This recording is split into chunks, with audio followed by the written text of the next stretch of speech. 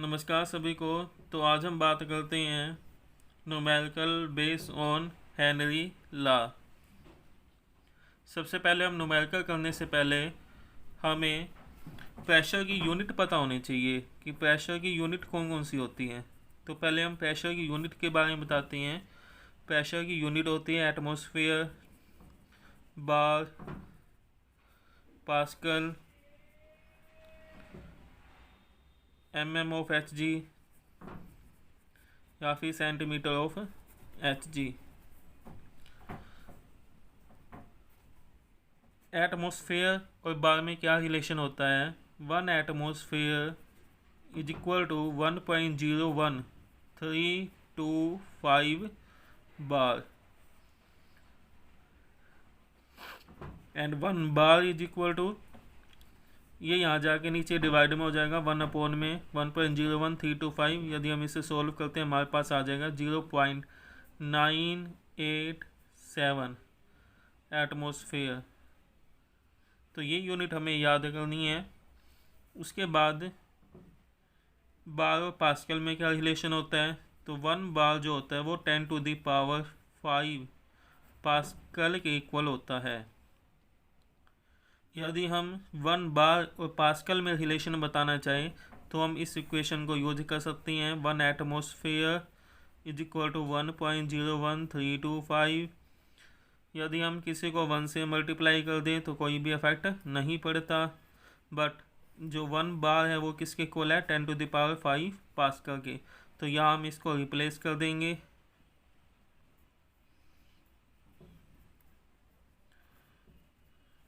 तो ये हमारे पास आ गया 1 atmosphere equal to 101,325 pascal.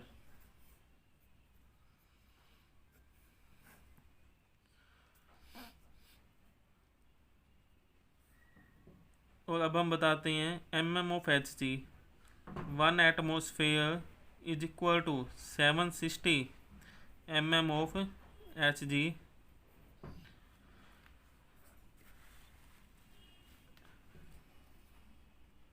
and 1 atmosphere is equal to 76 cm/Hg।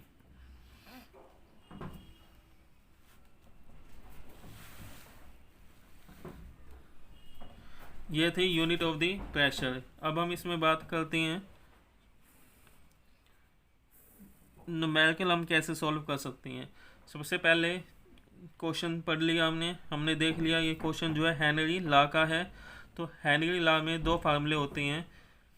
एक हमने किया mass directly proportion to the mass of the या directly proportion to the applied pressure. Second formula था इसमें partial pressure of the gas is equal to directly proportion to the mole fraction. यदि हम mole fraction directly proportion का sign हटाते हैं तो हम कांस्टेंट अप्लाई करते हैं which is equal to KH। तो यहाँ पे P क्या है? Partial pressure. KH Henry constant, X mole fraction of solute. X is here mole fraction of solute. तो हम यहाँ लिख सकते हैं pressure is equal to KH mole fraction of solute, mole of solute upon में total number of mole.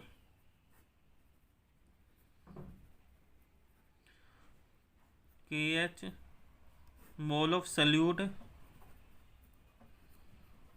Total number of means mole of solute plus mole of solvent. ये दोनों मोल हैं, मोल ऑफ सोल्यूट और मोल ऑफ सॉल्वेंट। तो हमने ये formula हमने apply करना होता है।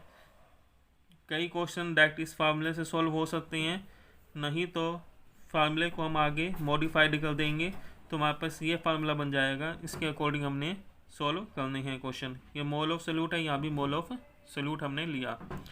तो अब हम क्वेश्चन करते हैं। इसमें क्वेश्चन दिया हुआ है if N2 gas is bubble through water at 298 kelvin how many millimoles of N2 gas would dissolve in 1 litre of water.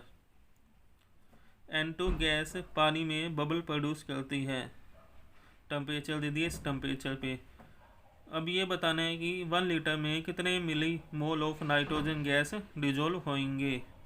उसके बाद हमें क्या दिया हुआ है, assume that N2 exert a partial pressure of 0.987 bar. N2 का partial pressure दिया हुआ है और KH की वैल्यू हमें दी हुई है फॉर दी N2 की।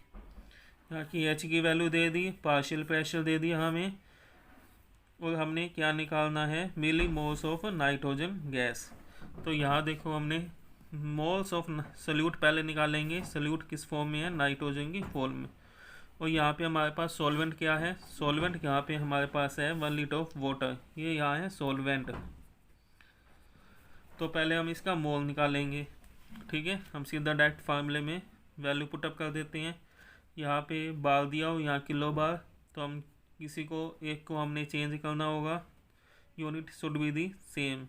पार्शियल प्रेशर की वैल्यू पुट कर दी हमने, यहाँ KH की वैल्यू पुटअप कर दो। ये हमने यहाँ पे किलो हटा दिया, 10⁻³ से मल्टीप्लाई कर दिया। मल्टीप्लाई में मोल ऑफ सल्यूट हमने निकालने हैं। सल्यूट यहाँ पे है नाइट्रोजन, और यहाँ है मोल ऑफ नाइट्रोजन प्लस में मोल ऑफ सॉल्वेंट। सॉल्वेंट हमें कितना दिया हुआ है, यहाँ सॉल्वेंट मोल गिवन मास हमारे पास है यहाँ 1000। 1 लीटर ऑफ सॉल्वेंट, 1 लीटर का मीन्स 1000 ml दिया हुआ है। 1000 ml वाटर के केस में 1000 ग्राम के इक्वल ही होता है। तो यहाँ पे हमने लिखा 1000 अपॉन में 18। Moles of solute millimoles में वैल्यू आएगी हमारी, यहाँ पे मोल्स ऑफ सल्यूट की वैल्यू किस में आएगी, मिली मोल्स में। तो इसके नीचे वाली जो वैल्यू है उसको हम निगलेक्ट कर देंगे। After then we can solve it.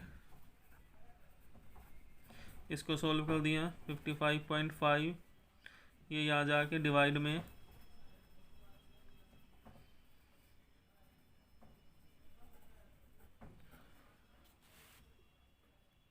तो यदि हम इसे सॉल्व कर देते हैं हमारे पास वैल्यू आ जाएगी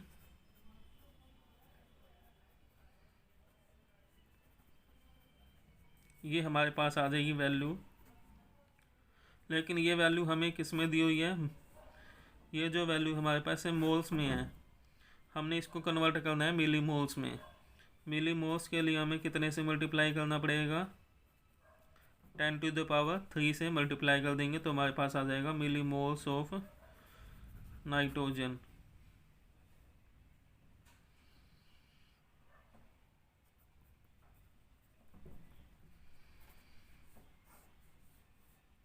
मिली मोल ऑफ नाइट्रोजन सोल्व कर दिया, 0.7162 मिली मोल ऑफ नाइट्रोजन, ये हमारे पास आंसर आ जाएगा। तो इस तरह से हमें क्वेश्चंस दिए होते हैं जिसमें हमें पहले मोल ऑफ सोल्यूट निकालना है, जैसे इस क्वेश्चन में। तो हमें यहाँ पे टोटल नंबर ऑफ मोल्स लिख दिया, तो सॉल्वेंट हमें यहाँ लेना होगा। सॉल्वेंट हमें क्या दिया हुआ है उसके अकॉर्डिंग हमें यहाँ पुट करके सॉल्व कर दो, हमारे पास आंसर आ जाएगा।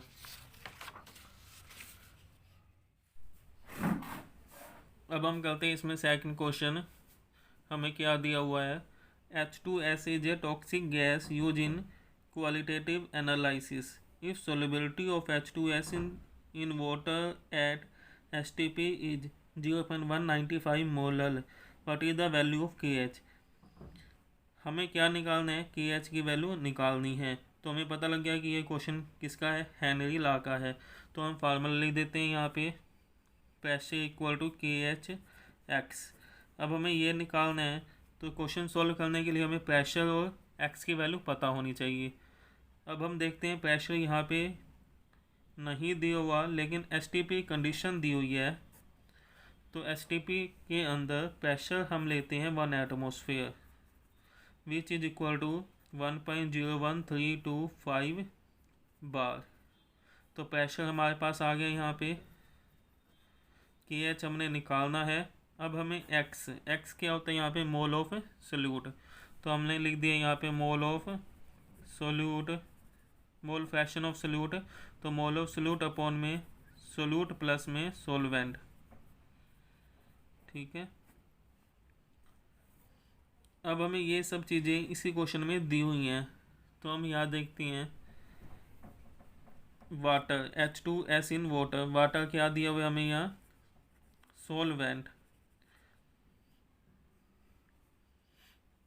यहाँ में दिया हुआ है मोलल। तो पहले हम इसकी मोलल की डेफिनेशन लिखते हैं। MN होता है मोलल, मोलैरिटी लिखते हैं हम इसको।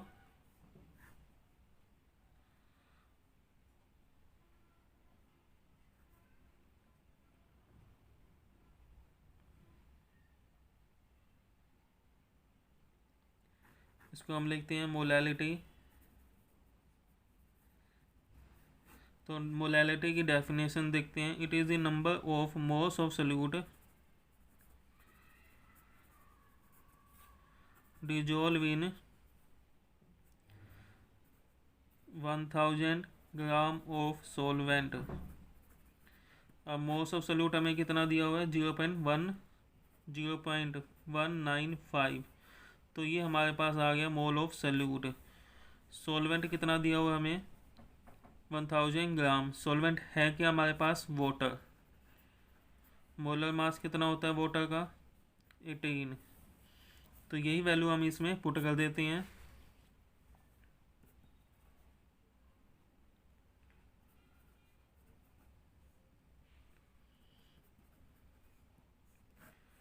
मोल ऑफ सोल्यूट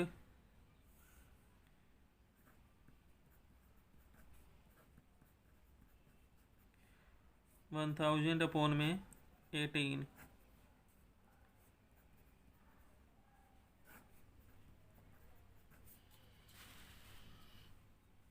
सॉल्व कर दिए इसे हम।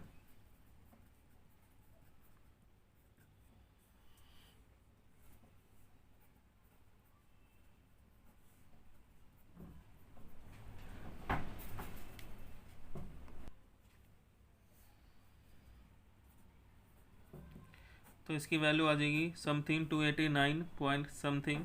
तो करेक्ट आंसर कौन सा आ गया हमारे पास यहाँ पे, डी। ऑलमोस्ट नियर अबाउट हमारे पास आंसर यहाँ पे आ गया है। तो इसका करेक्ट आंसर हमारे पास होएगा यहाँ D.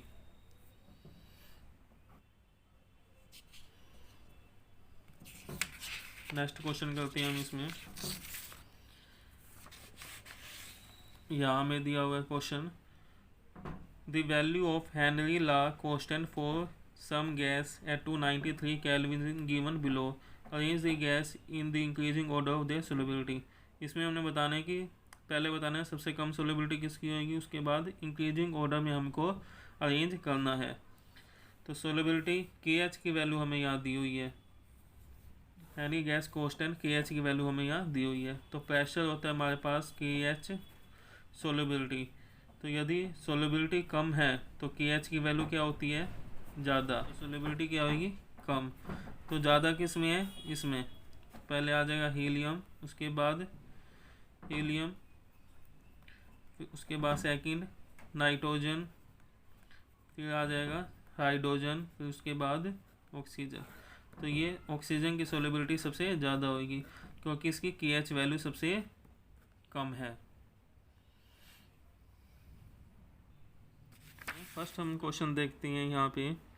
Henry law question for oxygen dissolve in water is this, if partial pressure of the oxygen in the air is 0.2 atmosphere, calculate concentration of dissolve oxygen. हमने क्या निकालनी है, कंसंट्रेशन मोल पर लीटर। मोल्स हमने निकालने हैं, ठीक है। तो फार्मूला इसमें कौन सा लगेगा, वही फार्मूला हमने लगाना है, हेनरी लॉ का। कांस्टेंट की वैल्यू दी हुई है, प्रेशर हमें दे दिया, यहाँ दोनों सेम यूनिट है। उसके बाद जो हम यहाँ पे सॉल्वेंट लेंगे वो 1000 लेंगे, और यहाँ वाटर दिया हुआ है। तो वाटर का मोलिकुलर मास कितना आएगा, 18। तो यहाँ पे भी हमने वही लेना है, number of moles of water 55.5। फिर सॉल्व कर देंगे, आंसर आ जाएगा। Second question, what is the ratio of solubility of N2 and O2। वो गिवन है हमें KH की वैल्यू दी हुई है दोनों की, और प्रेशर की वैल्यू हमें दी हुई है। तो फार्मूला लगा दो दोनों का और दोनों को डिवाइड कर दो। Ratio of solubility of N2 and O2, यहाँ से सोलबिलिटी ले लो, निकाल लो N2 की, एक बार ऑक्सीजन की निकाल लो फार्मूले से, दोनों को डिवाइड कर दो तो हमारे पास क्या आ जाता है रेशियो, इनका ये दोनों का यूज होएगा। थर्ड क्वेश्चन है, इसमें हमने बताना है find out correct statement about Henry law. इनमें से कौन सी स्टेटमेंट सही है। पहला है higher the value of KH higher is the solubility. Second, higher the value of KH lower is the solubility. KH is not a function of nature of gas. KH value for all gas is same at a given pressure. तो इनमें से कौन सा answer ठीक होएगा, comment में बताने हैं। Thanks for watching.